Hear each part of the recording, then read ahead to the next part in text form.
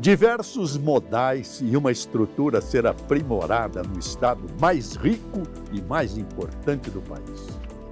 Se o Brasil não é para amadores, como certa vez disse Tom Jobim, São Paulo certamente carrega em suas rodovias, ferrovias e rios a necessidade e a responsabilidade de representar 31,5% do PIB brasileiro.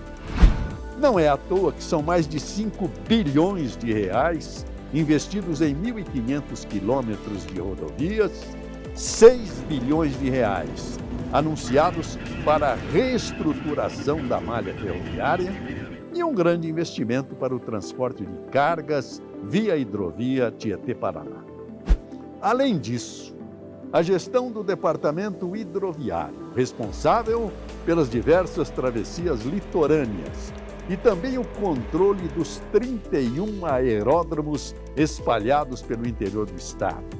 Também tiram o sono do secretário de Logística e Transporte do estado, João Otaviano Machado Neto, meu convidado de hoje neste Vamos Falar do Brasil.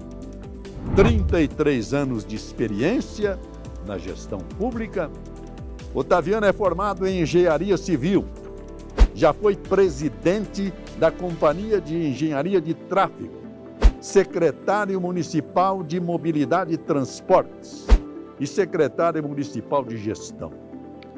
Desafiado por João Dória a desenvolver um sistema de transporte seguro, rápido, econômico e integrado, ele tenta buscar soluções sustentáveis e criativas em um estado que parece um país.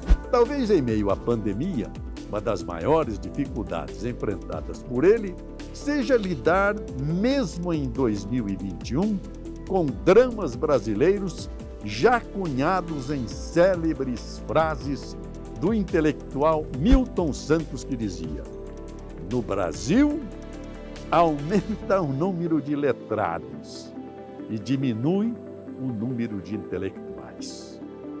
E um dos dramas da sociedade brasileira é a perda do bom senso e a adoração da irracionalidade.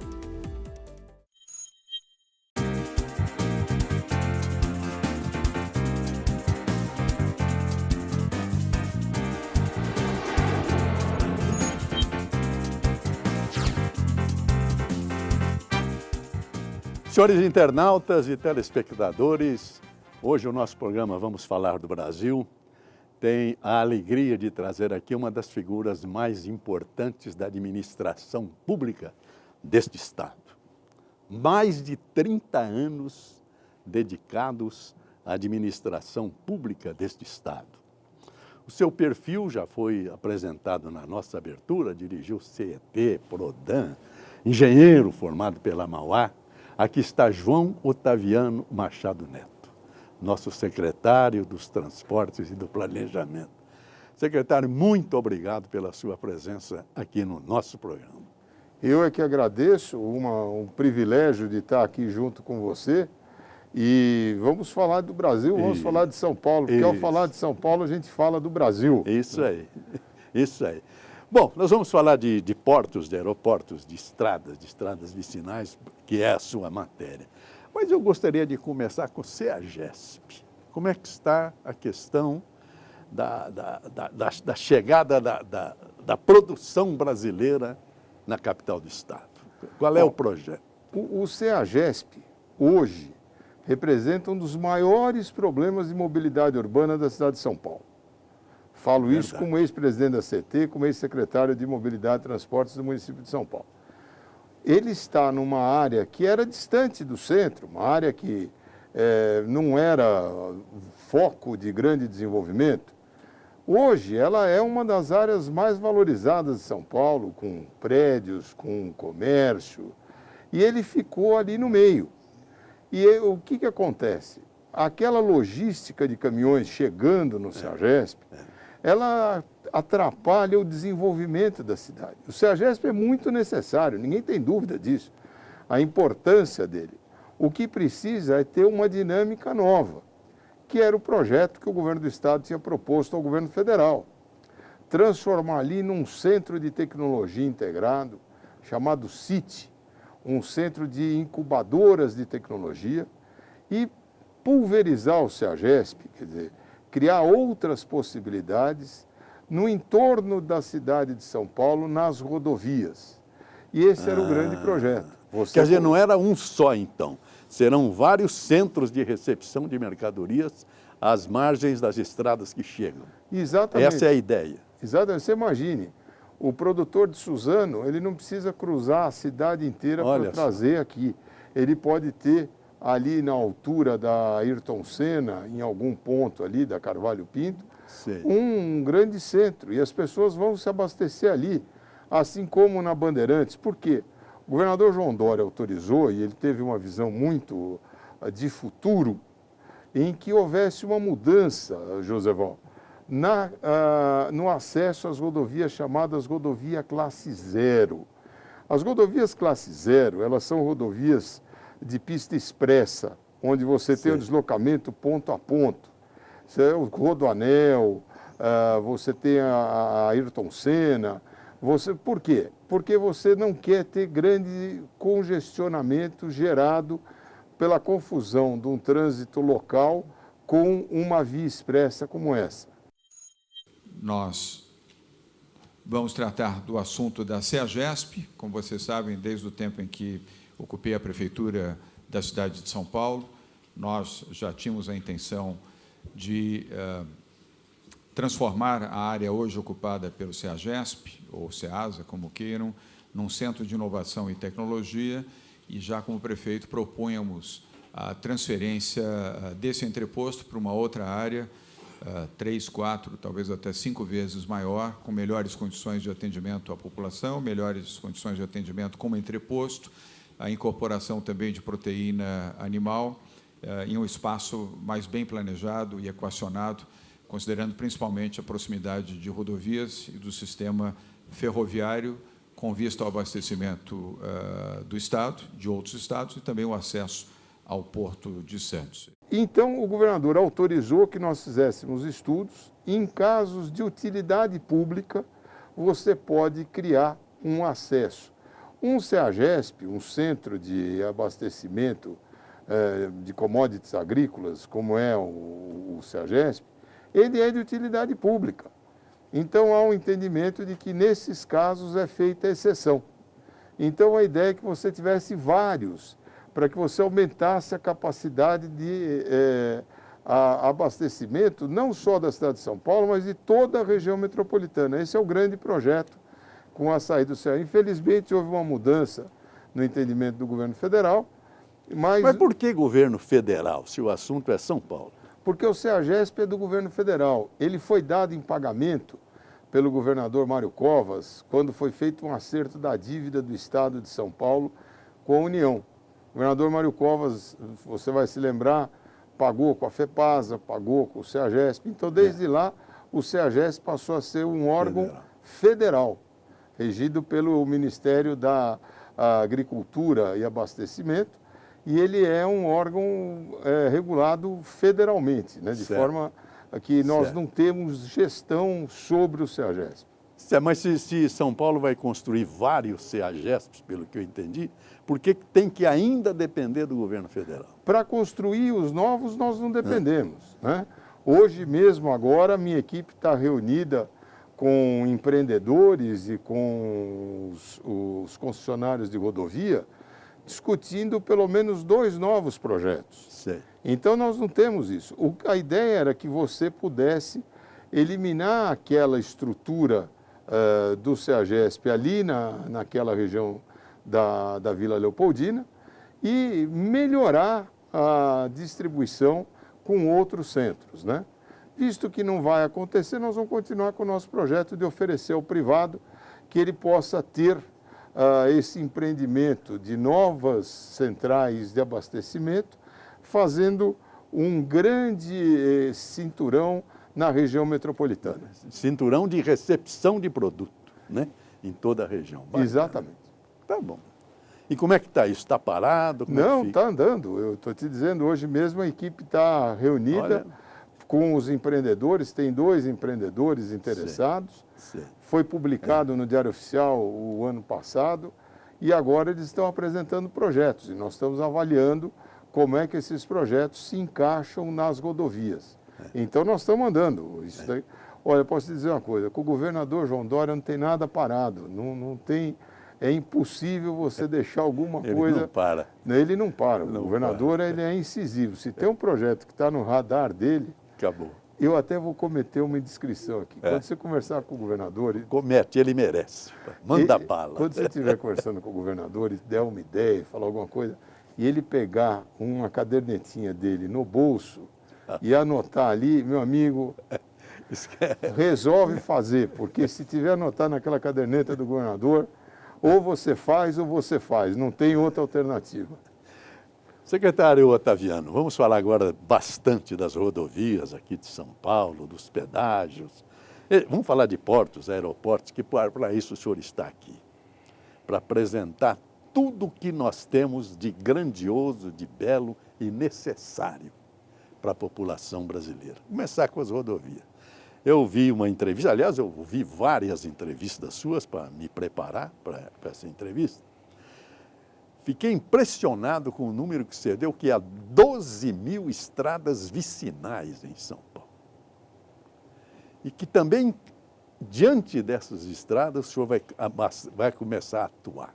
Como é que está isso? Qual é a importância de destinar verbas para as estradas vicinais? Quer dizer, vamos esquecer Castelo, Raposo, Bandeirante. Estradas vicinais.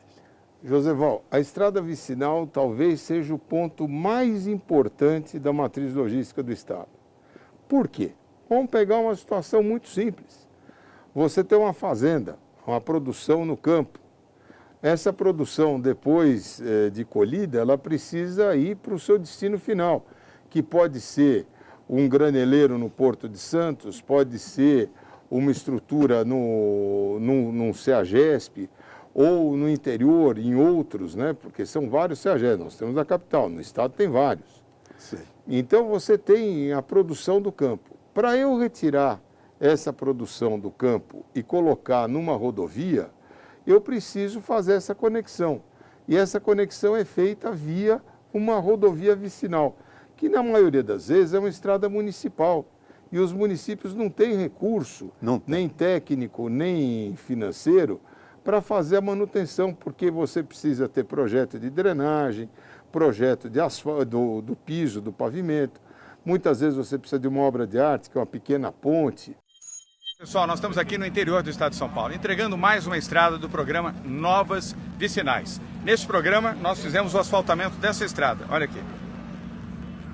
Esse é o asfalto numa área onde era terra, ligando a cidade de Bilac a Gabriel Monteiro. São 18 quilômetros de uma estrada que agora, asfaltada, sinalizada, oferece mais condições de segurança para o produtor rural, para as famílias, para o trabalhador, para o turismo e mais dignidade para a população dessa região. Novas Vicinais, programa do Estado de São Paulo, para levar o transporte, logística e qualidade de vida à população do interior do nosso estado.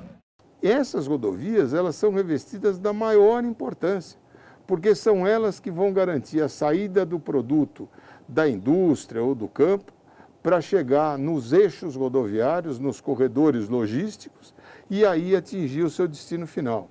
São Paulo vai investir agora, o governador João Dória fez uma autorização orçamentária e um projeto que é aí muito caro ao nosso vice-governador, ao Rodrigo Garcia, que é uma pessoa que conhece profundamente o interior, e ele sabe da importância dessas rodovias no interior. Então, nessa semana tivemos a abertura de todo esse processo, uma audiência pública do projeto das vicinais, explicando como é que vão ser, e esse número que você deu, 12 mil quilômetros de rodovias vicinais. 12 mil quilômetros. Que serão, então, atacados em 4 lotes para que a gente possa ter, entre agora, março de 2021 e até o final de 2022, a maior parte dessas rodovias recuperadas, colocadas à disposição da sociedade, fazendo com que a matriz de logística do Estado fique ainda mais robustecida.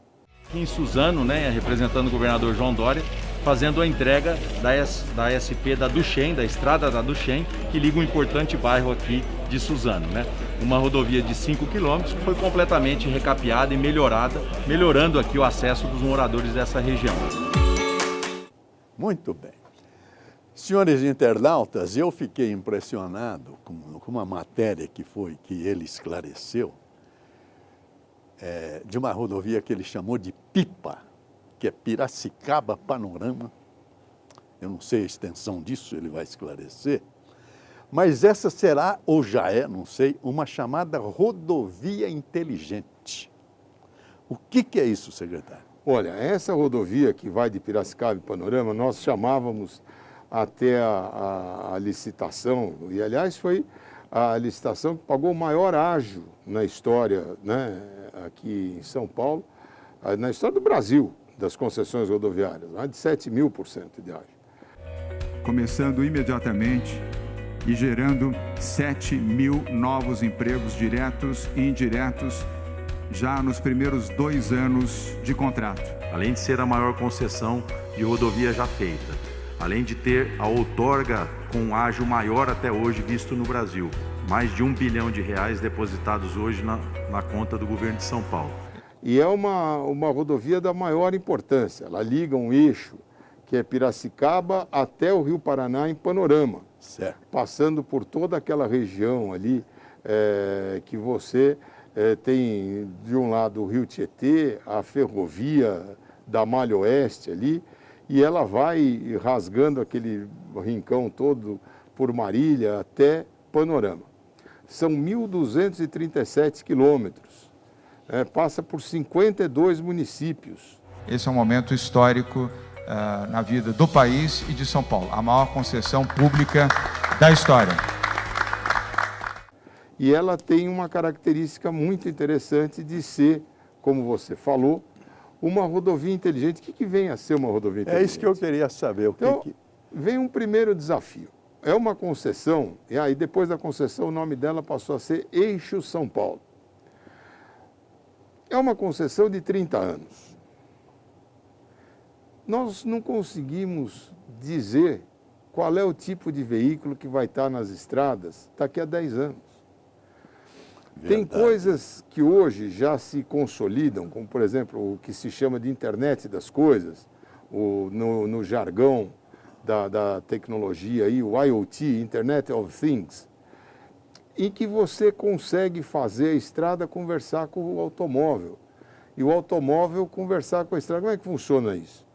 Eu, em vez de ter lá, por exemplo, uma tinta como a que nós temos hoje, que é a tinta de borda, a tinta branca, que pinta a borda a margem da rodovia, estrada, da rodovia. Hoje é uma tinta inerte. Já existe no mundo essa tinta inteligente. Ela manda um sinal para o veículo e ele calcula a distância que ele está dessa tinta. Ele lê a tinta. E ele sabe, Mas por esse carro não existe ainda no Brasil? Já existe? Alguns carros já estão circulando com isso, viu? É? Vocês podem fazer propaganda de carro aqui, mas tem já alguns que estão circulando com isso. Então, por exemplo, ele lê a linha de borda, Sei. lê a linha de centro, ele calcula a posição dele. Ele consegue receber uma informação sobre a velocidade no trecho da estrada.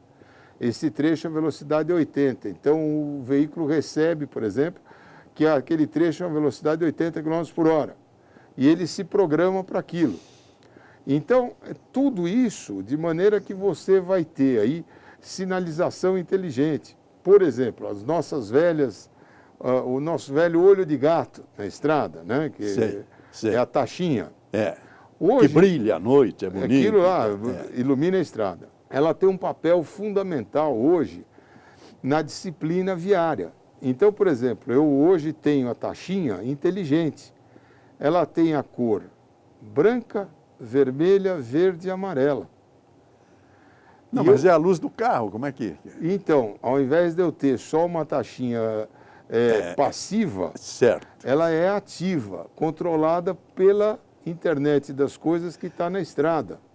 Espera aí, aquelas luzinhas serão controladas pela internet? Pela internet. Então, você pode ter, por exemplo, um trecho de via. Você fala, neste momento, ninguém vai ultrapassar por conta da velocidade média. Elas ficam vermelhas. E você tem um outro dispositivo, que são as câmeras de reconhecimento óptico, que faz a leitura da placa. Então, se o sujeito passar de uma faixa para outra com a taxinha vermelha, ele é autuado. E você tem ali, por exemplo, né, a entrada do acostamento demarcada. Se ele passar para o acostamento e for aquele fominha, que todo mundo parado, né, ele vai comer pelo acostamento, ele vai ser autuado. Isso nós já estamos fazendo. Então, É porque hoje, porque é um negócio inovador. Hoje é a faixa dupla, que a gente não pode atravessar e podar. Então, a taxinha vai ficar vermelha, aquelas luzinhas serão vermelhas, não pode podar, é isso? Exatamente. Vai mudar o conceito de dirigir? Vai, porque vai mudar o conceito do automóvel. Imagine o seguinte, daqui a uns 10, 15 anos, a concessão é de 30. No meio dessa concessão, você vai ter o veículo autônomo. Você está na estrada num veículo sem motorista.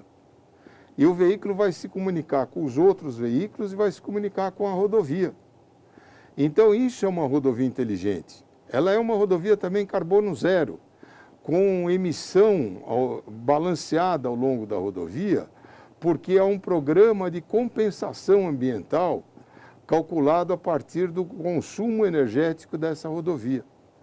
Então, por isso que ela foi muito importante, porque ela traz uma série de inovações. E a pipa Piracicaba já está assim? Já começou. Olha. É claro que essas inovações todas serão feitas ao longo dos 30 anos. Ah, tá. Mas ela, por exemplo, a questão do balanceamento de carbono, ela já começou. E outras coisas, né? Por exemplo, hoje, muitas coisas vão acabar mudando, Joséval. Aqui em termos, por exemplo, da legislação. Você que é um apaixonado pelas leis aí, o Código de Trânsito Brasileiro ele determina uma situação pontual. A velocidade naquele trecho não muda. Certo. Depois a placa ali é que ela É aquilo lá. é aquilo lá. Ora, tem um conceito dinâmico da rodovia. Tem hora que a rodovia está cheia, tem hora que a rodovia está vazia. Por que eu tenho que ter a mesma velocidade? Nos dois casos. Então eu posso ter a velocidade definida pela ocupação da rodovia, Sei. posso ter a velocidade definida pela geometria da rodovia e posso ter nesses limites uma alteração. Isso tudo será informado pela internet por uma central. Por uma central que administra a rodovia. Então, em vez de você ter aquela placa fixa, metálica lá, né? Sei. Você vai ter uma placa dinâmica. Naquele momento, a velocidade mudou. Então, você vai ser obrigado a andar mais devagar ou vai ter a oportunidade de andar numa velocidade próxima da velocidade limite da rodovia.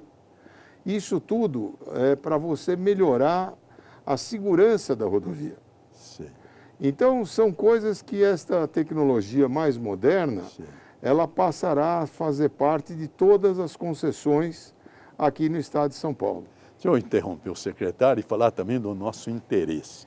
Essa inteligência, secretário, pode ser aplicada também nas tarifas? Sem dúvida alguma. Ou seja, haverá uma tarifa menor em determinado horário? Se eu consigo conversar com a rodovia, eu posso, por exemplo, dizer o seguinte: caminhão, em vez de ficar num congestionamento na marginal aqui, eu crio um corredor logístico com uma tarifa diferenciada, por exemplo, da madrugada do domingo à madrugada da quinta-feira. Eu estou te falando isso porque nós estamos estudando isso já. Sei. E naquele corredor, ele terá um incentivo tarifário em que a tarifa vai diminuir, para ele andar naquele horário. Porque hoje é o mesmo preço, né? É o mesmo preço. No caso da pipa, ela já tem 3 alternativas de tarifa. Uma é essa, tarifa do horário diferenciado. Sei. Ela pode ter a tarifa ponto a ponto. Hoje, se você entrar em Piracicaba e for a Marília, você vai pagar o mesmo pedágio. Se eu tiver um pedágio ponto a ponto, se eu for de Piracicaba a Marília, eu pago tanto. Se eu for de Piracicaba a Panorama, eu vou pagar mais. Então, ela já tem isso no edital, no contrato dela, ela tem prazo para implantar isso, né? Sei, sei. Assim Isso tudo é dinheiro privado do concessionário. Dinheiro privado do Não tem concessionário. dinheiro público. Não tem dinheiro público. E outra coisa que tem já nessa rodovia, que foi uma grita, tá pondo pedágio aqui, tá pondo pedágio ali. Na verdade, Joseval, essa questão do pedágio, ele é fundamental para você manter a operação da rodovia, ele precisa ser justo, né? O preço do pedágio tem que ser justo, não é nem caro nem barato, é justo. Então, o que tem? Você mora numa cidade, trabalha na outra, e entre os dois tem um pedágio. E todo dia você passa nesse pedágio. Então, a Pipa, a Eixo São Paulo, já tem um mecanismo que chama desconto do usuário frequente. Quanto mais você passar ali, menos você vai pagar de pedágio. Vai chegar a 80%. Isso é bom para os habitantes das cidades vizinhas à estrada, né? É exatamente que às vezes mora isso. aqui e trabalha lá e tem um pedágio no meio. É exatamente para você. Isso vai poder mudar, então? Já começou. Isso já entra agora dentro dos critérios da Pipa. Ela já tem prazo para implantar o desconto de usuário frequente. Pois a praça de pedágio, ela interferiu no trânsito entre dois municípios, ele vai lá e dá o desconto e ele faz parte do equilíbrio do contrato que foi licitado. Aliás, isso começou com a turma de Alphaville, né? Que ia trabalhar em Alphaville e queria um desconto, eu não sei nem como está isso. Tem uma tarifa menor naquele bolsão. Então já existe essa prática. Mas não tem ainda como é o usuário frequente. No futuro eu acho até que vai ter isso. Sei. A malha rodoviária é do Brasil, não é do estado de São Paulo. Embora São Paulo tenha a mais perfeita malha rodoviária do nosso país, é evidente que isso se entrosa com o Brasil inteiro. Quer dizer, os produtos não vêm das vicinais de cá, vêm da Bahia, vêm de todo lugar. Como é que está o entrosamento com o governo federal nesses entroncamentos com rodovia estadual e federal? Já existe isso? Se você olhar São Paulo, o estado de São Paulo, nós temos 4 rodovias federais que cruzam São Paulo. Você tem a Dutra, que é a mais famosa delas, Sim. a Fernão Dias, a Regis Bittencourt. Vai para Curitiba, E Sul. depois uma que cruza lá na altura de Araçatuba, São José do Rio Preto, que é a Transbrasiliana, a BR-153. Ela cruza ali, vai até Goiás e tudo. Sim. É uma rodovia muito importante. O que tem acontecido, Joseval, que é um motivo até de uma busca nossa do diálogo com o governo federal? A dinâmica das cidades, né, o crescimento das cidades, acaba muitas vezes por fazer com que uma rodovia dessa se transforme numa marginal da cidade. Então, o cidadão... E arrebenta o trânsito local. Pronto, ele vai sair de um lado da cidade para ir para o outro, em vez dele ir pela mobilidade urbana da cidade, ele pega a rodovia, sai aqui e entra ali na cidade. Então, ele tem um congestionamento na rodovia gerado pelo trânsito local. Trânsito local. Então, qual é a grande discussão que nós estamos propondo? Nesses casos, há que se ter um investimento para se criar as marginais e adequar o projeto dessas rodovias à realidade dos municípios por onde elas passam. Olha a Dutra em Guarulhos, né? Olha a Fernão Dias aqui, próximo de Atibaia, próximo de Guarulhos. Você tem a necessidade de mudar este conceito. E isto é, a Transbrasiliana, essa BR-153, é o que eu te falei, pega o trecho dela em São José do Rio Preto. Ela é uma via urbana. Ela passa por Rio Preto, cruza com o Washington Luiz e passa ali por Rio Preto. Caminhões e caminhões. Caminhão, passando dentro da carro, cidade. aí o sujeito sai, pega um trecho, volta para a estrada. Então, o que precisa é ter um bom diálogo com o governo federal para que a gente possa pensar... E está fácil, né? Esse bom doutor, diálogo está fácil. Nossa Senhora. É difícil a gente conseguir despolitizar esse momento.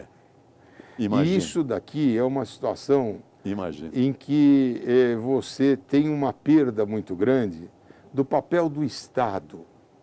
As pessoas precisam entender e aí você podia dar uma belíssima aula, né? A diferença entre Estado e governo, a transitoriedade do governo e o sentido institucional do Estado. Do Estado, é outra coisa. Uma rodovia, como você bem colocou, é um patrimônio do Estado brasileiro. A conexão de cargas com o Porto de Santos, com o Porto de São Sebastião, ela é patrimônio do Estado brasileiro.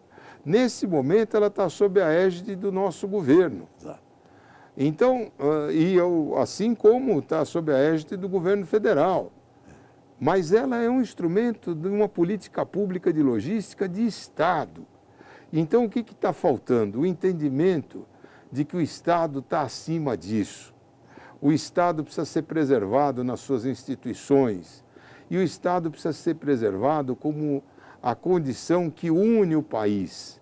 Enquanto isso não for a dialética diária, né, nós vamos ver a política mal feita atrapalhando bons projetos de Estado.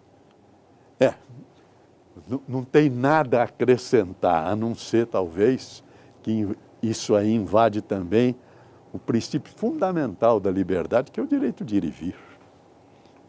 É a caminhada do cidadão que pode ser atrapalhada por um desencontro de ideias entre o governo federal e o estadual, não é, secretário?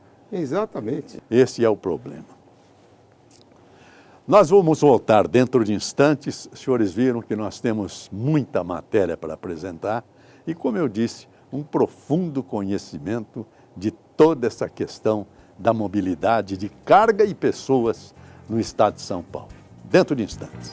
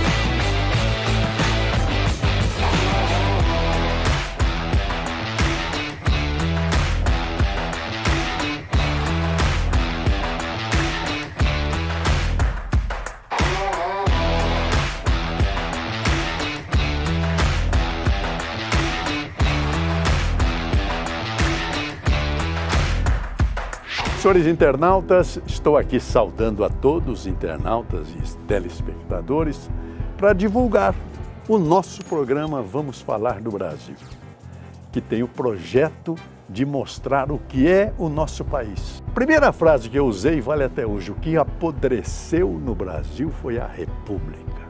A nação continua incólume, intacta. Nossos artistas, nossos industriais, nossos agricultores, nossas mulheres, todos constroem essa nação com orgulho e com grandeza. E com um detalhe curioso, todos os grandes nomes que aqui vieram para enriquecer o nosso programa citam uma frase impressionante: as empresas são as pessoas. Mais do que o produto, as empresas são as pessoas e se valorizam as pessoas. Por isso que eu vou mostrar para os senhores como para nós também o programa são as pessoas. Eu vou citar as pessoas que já vieram. Veja bem, começou com o governador João Dória. Deixou o palácio do governo e veio aqui para abrir o programa Vamos Falar do Brasil. José Walter, você tem razão. Educação e saúde são duas prioridades tão óbvias que devem fazer parte das prioridades de qualquer governo, estadual, municipal e federal. E acho que ele sabe o que está falando. Também veio Gustavo Junqueira, o nosso secretário da Agricultura. A Secretaria da Agricultura é a mais antiga secretaria do governo do estado de São Paulo.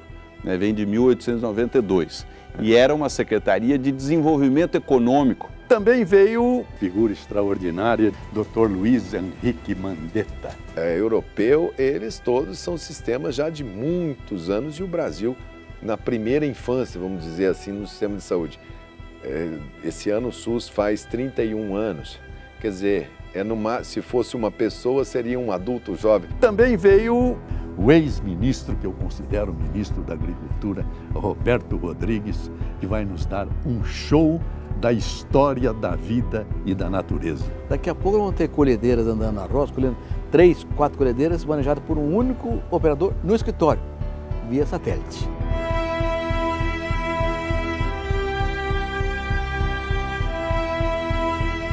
Veio também Luísa Helena. Prazer estar com vocês aí, muito grande, principalmente falar do Brasil. O sucesso nada vem fácil, né? E ninguém tem sucesso, você está de sucesso. Também veio Raquel Sherazade. Joseval Peixoto. Muito obrigado pela sua presença. Muito obrigada Raquel, pelo convite. Essa é a primeira entrevista que eu dou depois de sair do SBT Brasil. E um dia eu fui o assunto mais comentado do Twitter. Um telespectador gravou, postou no YouTube e do YouTube ele explodiu. Recebi diversos telefonemas de rádios, de jornais, de televisão. Foi quando o SBT me chamou. Eu vim para São Paulo para conversar, sair daqui com um contrato assinado.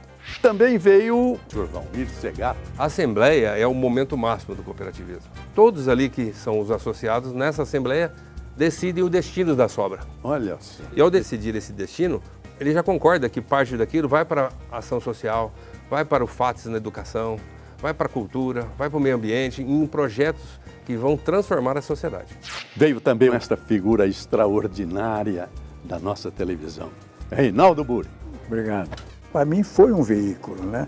Porque eu só sei fazer televisão, não sei fazer teatro, não sei fazer cinema, não sei fazer nada. Eu sou rato de televisão. Só sei fazer televisão. Então eu acho que a televisão é um grande transportador da arte, da cultura. Como os senhores veem, também para nós, as empresas e os programas são as pessoas. Vamos falar do Brasil.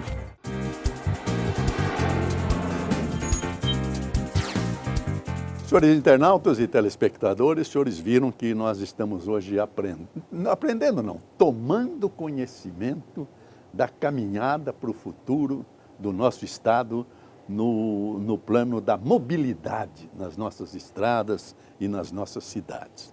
A propósito, secretário, e a greve dos caminhoneiros? O que o senhor conseguiu lá que não houve a greve? É uma greve de pauta federal, né? A questão do preço do diesel, a questão da tabela do frete. Então, são discussões que poderiam ter aí um entendimento maior, porque elas são muito pontuais. Há controvérsias dentro dos próprios caminhoneiros. Como você viu, e todos nós vimos, né? Movimentos isolados. Não houve uma unidade como houve em 2018. Né? Terrível, né? Então, e a questão de sempre grupos oportunistas com pautas que não tem nada a ver com o caminhoneiro. O caminhoneiro é um herói. O caminhoneiro é um profissional que merece o maior respeito. Ele garante o abastecimento do país. E o caminhoneiro trabalha de sol a sol. Você vê o caminhão na estrada, tem gente que reclama, quanto caminhão na estrada. Graças a Deus que o caminhão está na estrada, porque a economia do país... Eu até não entendo a crise brasileira com todas as estradas lotadas de caminhões. Pois é. Que crise é essa? Pois é difícil. Uma crise... Agora uma pergunta. Os caminhoneiros têm uma vida dura, como o senhor falou. O Estado tem jeito de melhorar a situação dessa gente, sei lá, dando alimento, postos de repouso, alguma coisa a sua secretaria planeja para isso? Eu vou te dar o exemplo do que nós já fizemos durante a pandemia. Sim. Foram entregues mais de 400 mil kits de alimentação, um número parecido com mais de 200 mil kits de higiene. Foram liberados locais onde haviam as balanças, a pesagem foi suspensa e nesses locais eles foram transformados em pontos de apoio ao caminhoneiro. E nós estamos trabalhando agora para aumentar, uma vez que volta a pesagem à sua condição normal, nós estamos trabalhando agora para aumentar postos de acolhida ao caminhoneiro nas rodovias. com segurança, com tranquilidade. Em breve nós vamos apresentar aí algumas alternativas que existirão nas rodovias paulistas, né? Mas durante essa crise, o governador João Dória determinou que nós mantivéssemos no ano passado, durante todo o pico da pandemia, né, esse atendimento. Eles foram vacinados contra a gripe nas estradas. Os caminhoneiros? Os caminhoneiros. Nas estradas foram vacinados? Nas estradas. Foi... Contra a Covid? Não, contra a gripe, o ano passado, contra a gripe. A Covid começou agora. Começou agora. Com a distribuição de kits de alimentação, kits de higiene e limpeza, estão colocando também à disposição dos caminhoneiros vouchers para alimentação e também para banho e pontos de parada para dar tranquilidade ao caminhoneiro. Isso está acontecendo ao longo do estado de São Paulo inteiro. Uma série de outras questões, por exemplo, esses dispositivos de pagamento eletrônico foram ofertados aos caminhoneiros, mais de 60 mil gratuitamente, com um prazo de carência de 6 meses. Quer dizer, então, nós estamos muito atentos, né? E o governador João Dória é muito sensível a isso, e ele cobra sempre que haja uma política de respeito aos caminhoneiros, né? Por isso que eu acredito que a gente em breve vai trazer aí boas notícias aos caminhoneiros que passam pelas rodovias paulistas. 2 assuntos agora desse mesmo dos caminhoneiros. Primeiro, os acidentes nas estradas de São Paulo. E segundo, o roubo de carga. Eu sei que não é da sua secretaria, mas há um entendimento do senhor com a Secretaria de Segurança, porque é trágico, né? O roubo de carga nas estradas do Brasil inteiro, né? Aqui em São Paulo tem uma ação muito forte, que é o Rodovia Segura, conduzido pelo meu colega, o general João Campos, que é o secretário da Segurança, junto com a Polícia Rodoviária, a valorosa Polícia Rodoviária. Joseval, tem um grupo, a polícia inteira merece o nosso respeito. Polícia Rodoviária. Mas a Polícia Rodoviária, eu vou te falar uma coisa, eles estão na estrada com chuva, com sol, de madrugada, de dia. Eles estão todos empenhados na segurança das rodovias. Resultado disso, caiu o roubo de carga. Caiu. Eu não saberia lhe dizer agora o percentual, mas houve uma queda significativa do roubo de carga. Houve um aumento significativo da apreensão de droga, arma, veículos roubados, com esse programa que chama Rodovia Segura, que envolve, além da Polícia Rodoviária, a polícia local. A polícia militar é uma força pública exemplar aqui em São Paulo. Então a ação dela é uma ação da melhor qualidade. E nós atuamos juntos com a polícia. As nossas equipes, tanto das rodovias concedidas quanto do DR, elas têm uma relação direta com a polícia. Então, por exemplo, nós temos hoje o uso de drones para fazer a fiscalização das rodovias. É imagem compartilhada com a polícia. A gente compartilha a imagem do drone do DR com a polícia, os drones das rodovias privadas, as imagens das câmeras de todo o sistema rodoviário é compartilhado com a polícia. Eu não sei se você conhece um sistema que chama Detecta. O Detecta é um sistema da polícia ligado às câmeras da polícia e das rodovias, na cidade também, em que você tem ali a anotação de interesse em alguma placa. Ou ela está envolvida num furto, ou ela está envolvida num sequestro, ou ela é objeto de uma perseguição naquele momento. Essa placa, ao passar num radar, uma das câmeras de OCR que nós temos, ela vai para a central da polícia. Imediatamente lá no Copom, ele alarma e mostra na tela onde está e por onde está passando. E já faz o despacho da viatura ou das viaturas mais próximas para fazer a interceptação. Isso está funcionando de forma brilhante. O Detecta é um marco da Polícia de São Paulo e ela ajuda consideravelmente a melhorar a questão da segurança nas nossas rodovias. É sobre os acidentes, o número de acidentes. O número de acidentes ele vem caindo, né? E tem uma coisa que eu acho interessante a gente falar. Durante a pandemia, o pessoal falou, caiu o número de veículos nas rodovias. Não é verdade. Caiu em março e abril. Em maio já voltou a crescer, em junho já estava normal. Então, ela caiu em março e abril. Só que os acidentes diminuíram. Por que diminuiu o acidente? Por duas razões. Houve um aumento de fiscalização nas rodovias e houve uma diminuição do consumo de álcool nas rodovias. Porque os bares estavam proibidos de vender as bebidas alcoólicas e isso fez com que você tivesse uma diminuição enorme. Está aí uma grande discussão para a sociedade, né? Como é que nós podemos ter projetos para salvar vidas e enfrentar uma discussão de frente. Como é que nós vamos combater o álcool nas rodovias?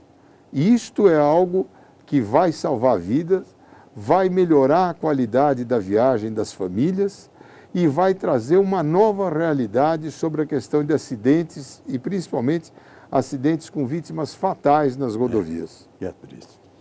Secretário, outro dia eu tive a informação, me impressionou, o número de ocupações ilegais às margens das nossas rodovias.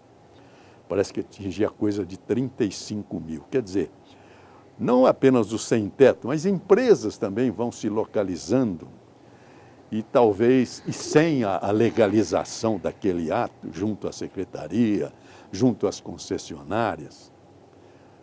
Como é que o senhor vê a possibilidade de limitar isso, principalmente a invasão de pessoas nas margens das estradas? Que é o perigo, né? Não tem a menor dúvida. Esse é um grande problema. E aí nós vamos ter que trabalhar uma discussão também mais profunda. É a história do brasileiro querer levar vantagem em tudo. Então ele tem um limite do empreendimento dele fora da faixa de domínio. Aí ele acha que, como ninguém vai ver, ele faz um primeiro puxadinho na faixa de domínio. Ampliou ali, depois ele amplia outro pouquinho, né? Ele não sabe que não há uso capião de terra pública. Pois é. Nunca será dele aquele pedaço. Nunca. Perdeu tempo. Ele tem que se acertar. É possível se acertar com o Estado, com a sua secretaria, para legalizar isso? São 35 mil, é um número que eu... nós estamos trabalhando através do DR, nas concessões. Isso está mais difícil porque as concessões elas acabam tendo, vamos dizer, uma estrutura de fiscalização muito intensa, né? No DR nós temos grandes problemas com isso, mas a estrutura do DR está indo nos principais pontos e está atuando no sentido de coibir. De maneira que você vai, exatamente como você disse, não tem uso capião de terra pública. Não tem. Então o sujeito... Vai perder tempo. Ele vai perder tempo.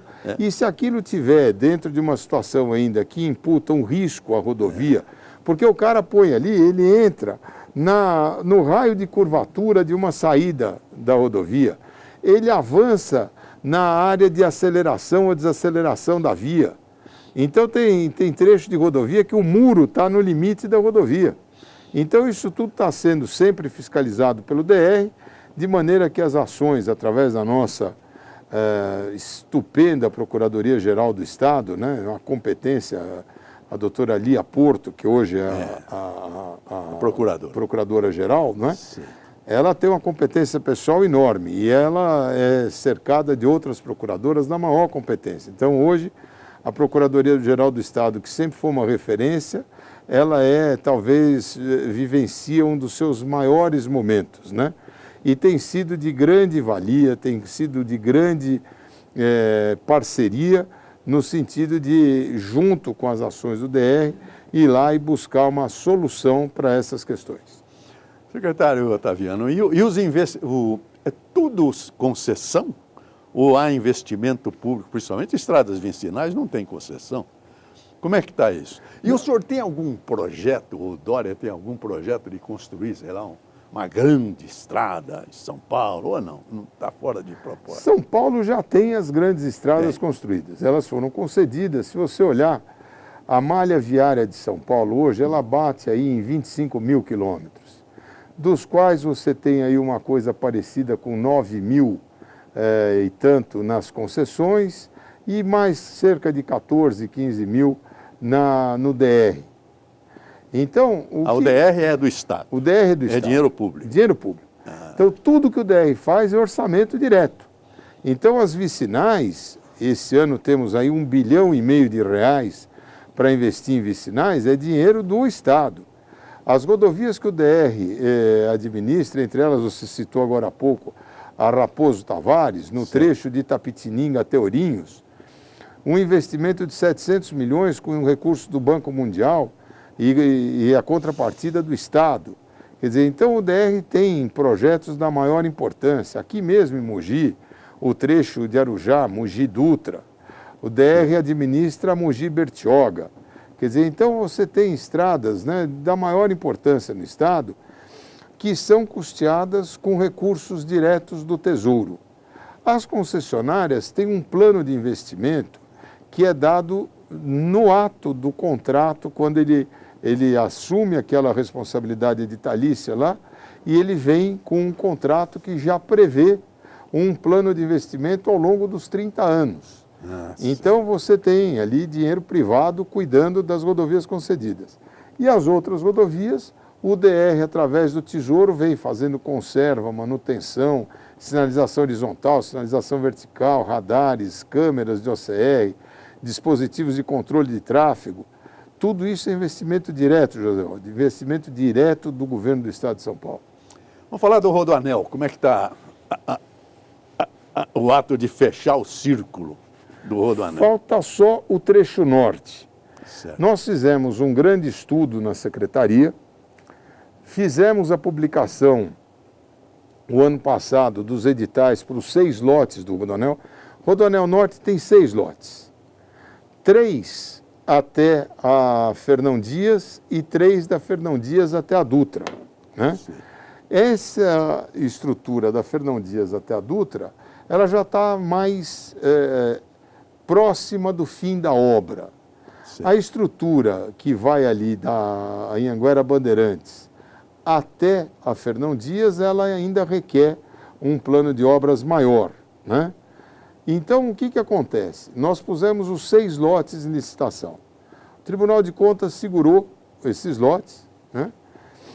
E fez uma série de questionamentos. Nesse meio tempo, houve o entendimento do governo de que uma das grandes coisas a se fazer seria colocar junto na concessão de operação do Rodoanel a obrigação de concluir a obra, porque o concessionário vai ter o maior interesse em fazer isso no menor prazo possível. Para faturar também. Para ele poder faturar. Certo. Então, no final do ano, foi tomada essa decisão e agora, até o mês de junho, deverá ser publicado um edital onde você terá a concessão do Rodoanel, da operação dele, somada a ela a questão da execução do término das obras dos 6 lotes. O senhor acha que isso fecha quando? Olha, tem um prazo até 2023 e 2024. Vai estar completo. Eu até hoje vi uma matéria em um dos jornais dizendo o seguinte: Dória perde uma vitrine. O governador João Dória fala uma coisa para nós nas nossas reuniões, que às vezes a gente repete e as pessoas acham que a gente fala só para engrandecer o João. Mas o governador tem uma grandiosidade de espírito público, né? Quando nós contamos a ele essa necessidade, e que infelizmente não haveria possibilidade de concluir a obra ainda no governo dele, ele falou: eu não estou preocupado com a próxima eleição, eu estou preocupado com a próxima geração. Então, nós estamos fazendo uma obra de Estado, é uma obra para a próxima geração. Então, não há uma preocupação com... Essa é a visão do estadista. Pensar no Estado e não na próxima eleição. É isso aí. Esse é o João Dória. Isso. Agora, secretário, uma besteira minha, vai. Eu cheguei a falar na Jovem Pan algumas vezes, mas às vezes o senhor está na Castelo, o senhor está no Rodoanel, está congestionado e tem uma placa, congestionamento no quilômetro tal, acidente no quilômetro... Só que eu já estou na rodovia, não posso nem sair dali. Não há uma possibilidade, por exemplo, na entrada do Rodoanel, onde quer que seja, no Embu, lá à frente, na Bandeirantes, na Anhanguera, a informação desse acidente para que o motorista possa cair fora, não entrar. Já que a tecnologia é tão perfeita, não era possível a informação na porta de entrada do Rodoanel e também das rodovias. O senhor em Sorocaba vai pegar a Castelo Branco, já tem a informação, ó, lá no quilômetro tal tem um acidente. Então ele vai pela Raposo.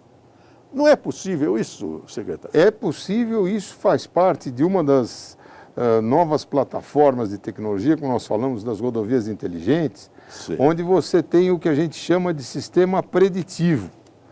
Eu vou te dizer outras coisas além disso. Eu vou te dizer também, você está entrando na rodovia agora e na próxima 1 hora vai aumentar o congestionamento dessa rodovia.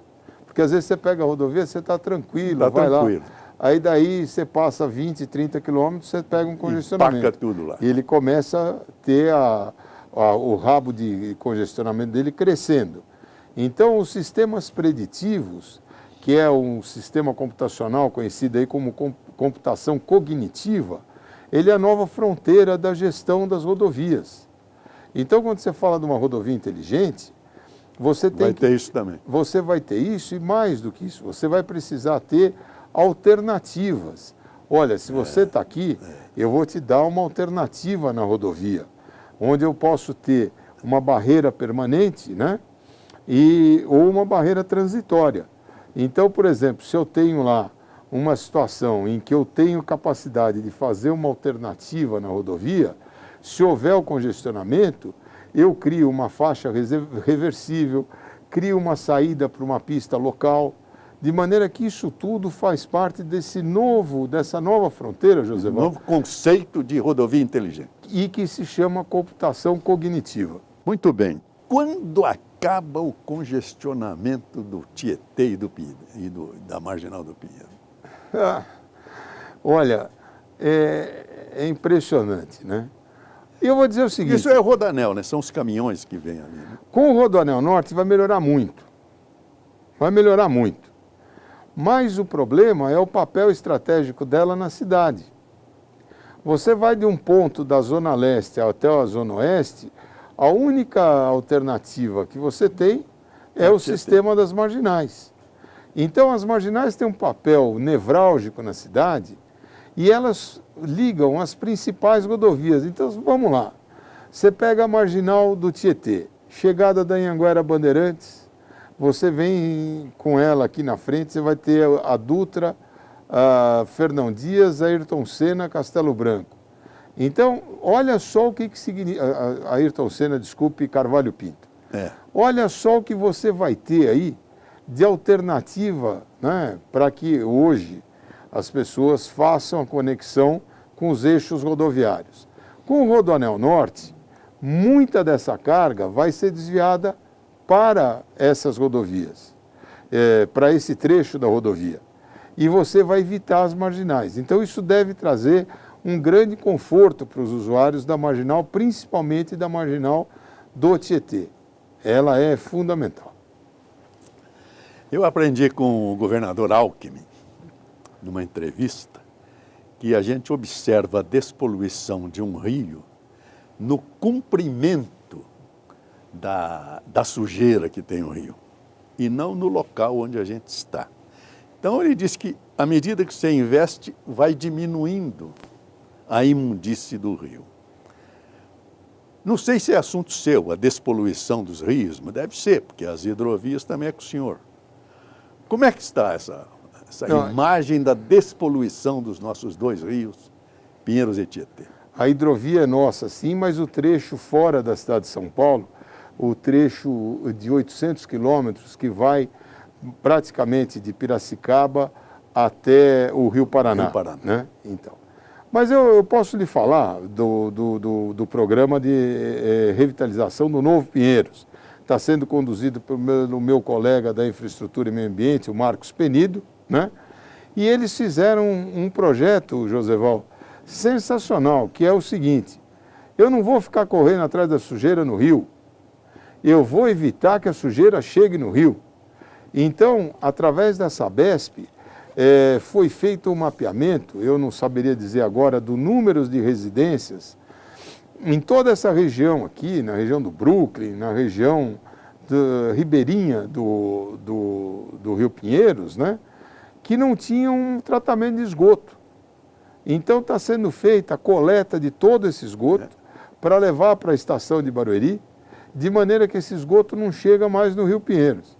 O governador João Dória fez um desafio ao secretário Marcos Penido, né? Que em 2022, ou o rio está despoluído ou ele vai nadar no Rio Pinheiros, né? É castigo.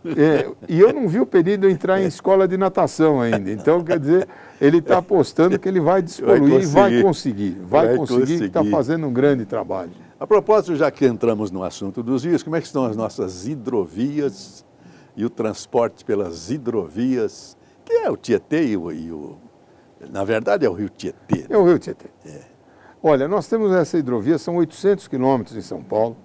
Ela tem o principal porto fluvial aqui de toda a região sudeste, que é a cidade de Pederneiras, onde você tem um entroncamento multimodal entre ferrovia, hidrovia e rodovia. E ainda há um pequeno aeroporto em Pederneiras também. Diga. De maneira que Pederneiras é um centro nervoso da hidrovia. Quer dizer, ali centraliza, encontram-se a carga que vem pela estrada de ferro, pela rodovia e pela hidrovia. É isso. E Pederneiras tem condição para receber tudo isso? Tudo. O terminal de Pederneiras hoje é o principal, como eu lhe digo, fluvial da região sudeste. Aí. E você, através de Pederneiras, você vai descendo o Rio Paraná, descendo o Rio Tietê até o Paraná, né? E você vai passando por diversas outras cidades em que você tem as eclusas, por exemplo, Ibitinga, Barra Bonita. Rio Preto deve ter, né? E você tem ali uma série de ações que estão sendo feitas. Por exemplo, esses dias mesmo nós trabalhamos com o derrocamento, a retirada de rochas submersas em Ibitinga. Em breve vamos fazer... Para aprofundar o leito do rio? Para você melhorar a calha do rio, para que você possa ter as barcaças andando e fazendo, vamos dizer, até a possibilidade de ter os dois sentidos. Né? Quando vem essas secas famosas para a hidrovia... Pois é, essa é uma das grandes crises que a gente tem com o chamado Operador Nacional do Sistema Elétrico, né? Há uma prioridade na geração de energia. Então essas eclusas, elas trabalham de maneira a oferecer a maior capacidade para a geração de energia. Há um limite mínimo, né? O calado do Rio Tietê nesse trecho é de 2 metros, e você precisa ter esse calado livre para que haja a navegação. Mas é uma discussão, viu, José? Sempre quando tem a seca, é uma grande discussão. É um problema. E os nossos portos estão sendo privatizados? Como é que está essa história? Aliás, não os portos também, mas vamos falar primeiro dos aeroportos. Como é que estão? Os aeroportos aqui em São Paulo, nós temos 22 aeroportos estaduais. E aeroporto com capacidade de 1 milhão de passageiros ano. São José do Rio Preto, Ribeirão Preto, tem capacidade de cerca de 1 milhão de passageiros ano. Temos aeroportos especializados em manutenção de aeronave executiva. Você citou Sorocaba. O aeroporto de Sorocaba é uma das maiores referências do país hoje para a manutenção de aeronave executiva. Então você tem uma característica enorme de aeroportos aqui.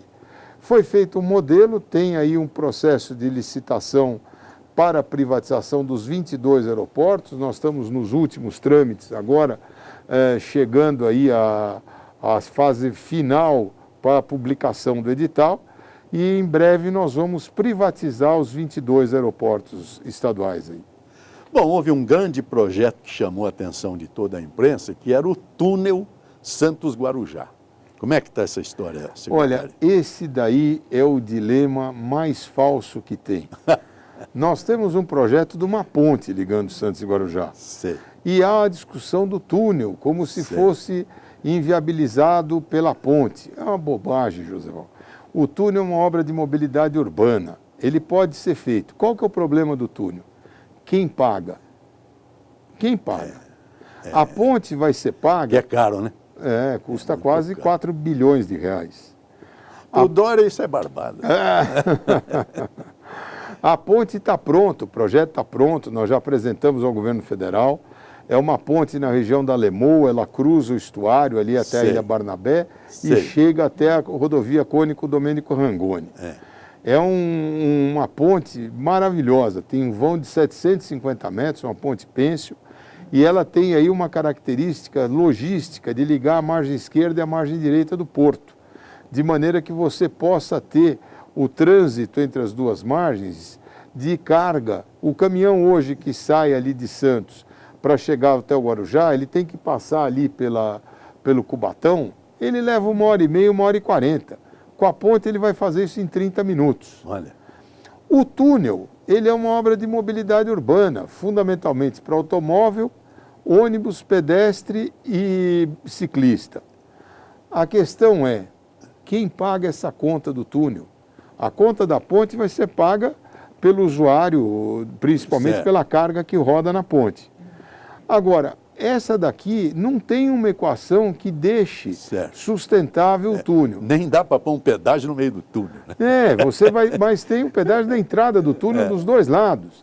Ainda assim, se você considerar a tarifa média da balsa e da rodovia, você vai levar mais de 100 anos para amortizar o investimento do túnel, baseado só na tarifa. Então, o túnel, ele é do ponto de vista de engenharia, não tem problema nenhum. O problema dele é econômico. Como é que você põe de pé do ponto de vista do funding dessa operação? Secretário, nós já estamos chegando ao final, mas eu vou pedir licença ao nosso diretor, Hélio Sileman, porque eu deixei a ferrovia para o final.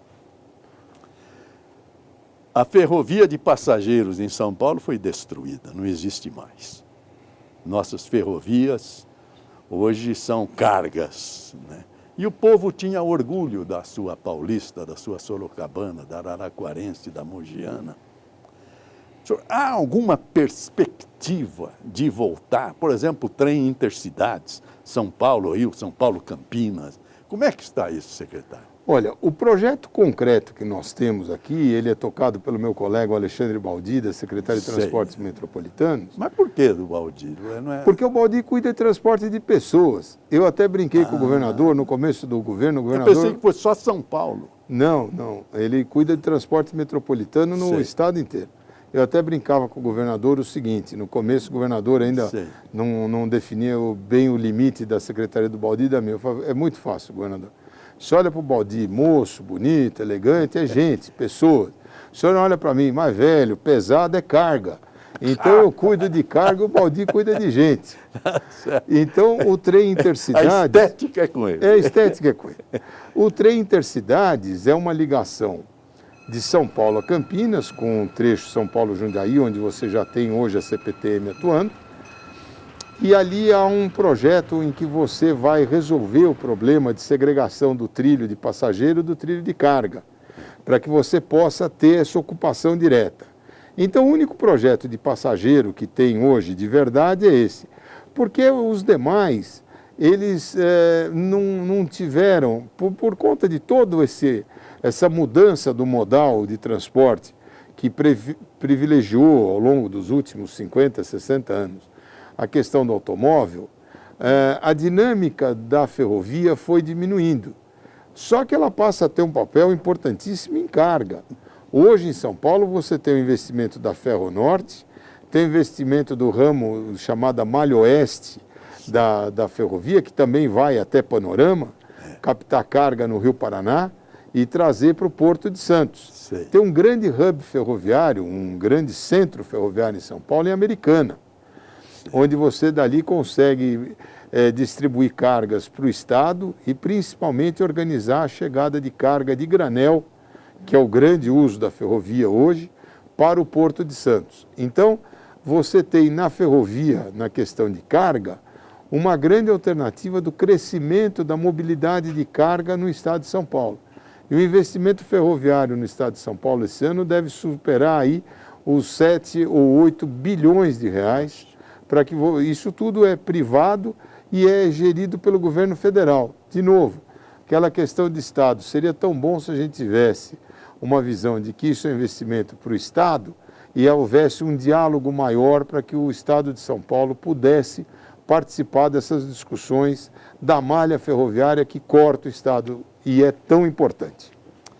Bom, eu falei em ferrovia porque outro dia, vendo uma televisão europeia, eu vi o trem-bala da Espanha.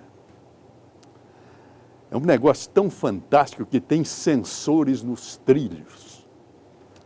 A velocidade é a velocidade de Fórmula 1, 360 quilômetros, vai de Barcelona-Madrid em 2 horas.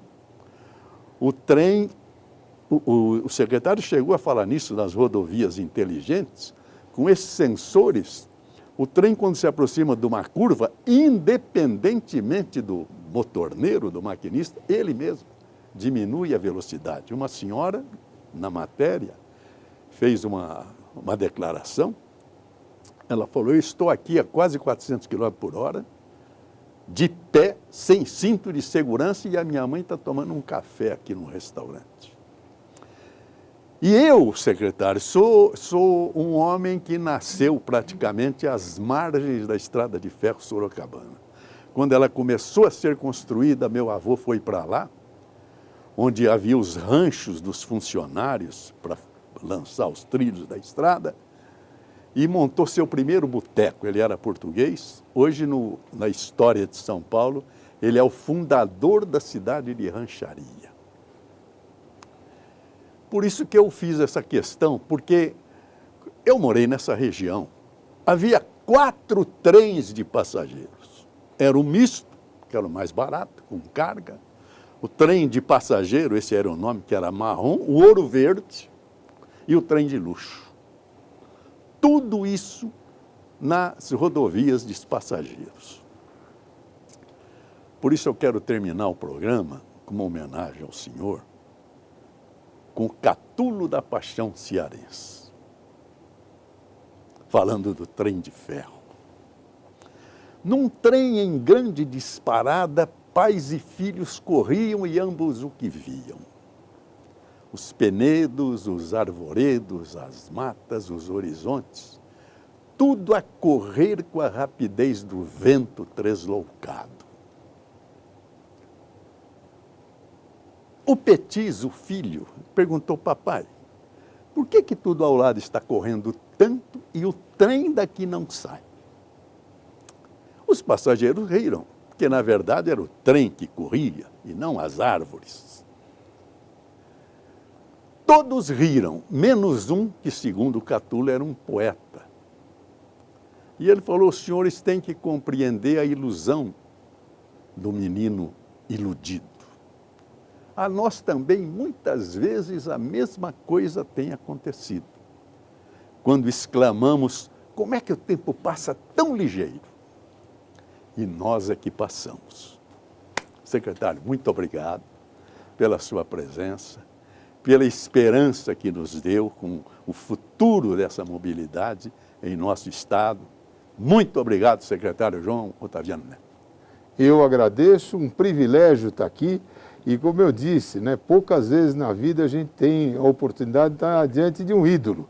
E para mim, você que participou da minha infância, da minha juventude, no meu ouvido e na minha mente, quando você não tinha imagem e era a sua voz e a sua narrativa que nos fazia enxergar uma série de coisas que nos levavam ao mundo de muita alegria. Então, para mim aqui é uma emoção muito grande poder estar discutindo com você, falando de Brasil, falando de São Paulo, falando de grandes projetos, do futuro desse Estado que nos é tão caro.